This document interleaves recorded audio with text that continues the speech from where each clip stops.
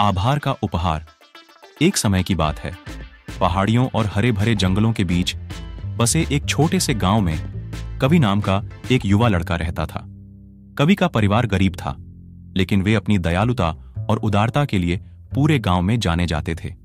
अपनी अल्प संपत्ति के बावजूद उनके पास जो कुछ भी था उसे वे हमेशा जरूरतमंदों के साथ साझा करते थे।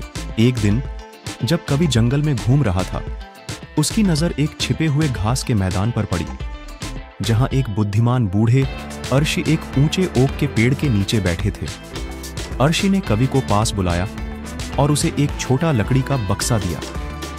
अर्शी ने मुस्कुराते हुए कहा, इस बक्से में सभी उपहारों में से सबसे कीमती उपहार है, लेकिन याद रखें, इसका वास्तविक मूल्य इसमें नहीं है कि इसमें क्या है, बल्कि इसमें है कि इसे कैसे प्राप्त किया जाता है।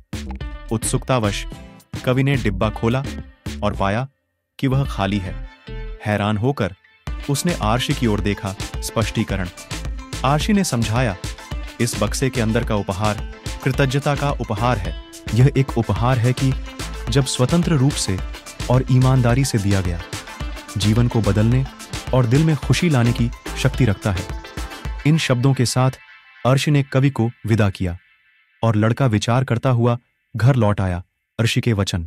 जैसे जैसे दिन हफ्तों में और हफ्ते महीनों में बदलते गए, कवि ने खुद को कई चुनौतियों और कठिनाइयों का सामना करते हुए पाया, लेकिन इस सब के माध्यम से उन्होंने आर्शी के कृतज्ञता के उपहार को याद किया और अपने दिल में कृतज्ञता पैदा करने का एक सचेत प्रयास किया। यहां तक कि उनके सामने भी आपदा धीरे धीरे लेकिन निश्चित रूप से कवि को अपने भीतर एक बदलाव नजर आने लगा। उन्हें सरलता में आनंद मिलता था, जीवन की खुशियां, अपने परिवार के प्यार को संजोया और उस सुंदरता के लिए आभारी महसूस किया जो उसे हर दिन घेरे रहती थी। एक शाम जब कवि गांव से गुजर रहा था, उसकी नजर सड़क के किनारे बैठे एक भिखारी पर पड़ी। उसके कपड़े फटे हुए थे और उसका चेहरा निराशा से भरा हुआ था। आर्शी के शब्दों को याद करते हुए कवि भिखारी के पास गए और उसे एक दयालु शब्द और एक गर्म मुस्कान दी। कवि को आश्चर्य हुआ। भिखारी की आंखें कृतज्ञता के आंसू से भर गईं और उसने कवि को पकड़ लिया अपने हाथ में।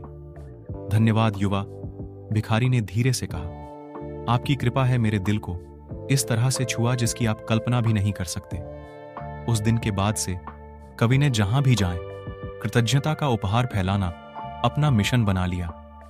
उन्होंने जरूरतमंदों की मदद की, थके हुए लोगों को प्रोत्साहन के शब्द कहे और हमेशा अपने आशीर्वाद को गिनना याद रखा, चाहे वे कितने भी छोटे क्यों न लगें। और जैसे ही उन्होंने ऐसा किया, कवि को पता चला कि कृतज्ञता का असली जादू किसी को प्राप्त करने में नहीं, बल्कि देने की खुशी और मानवीय भावना की सुंदरता में निहित है। तो आइए हम कवि की कहानी और कृतज्ञता के उपहार को याद रखें और हम हमेशा अपने दिलों में कृतज्ञता पैदा करने का प्रयास करें, क्योंकि यह वास्तव में सभी का सबसे बड़ा उपहार है।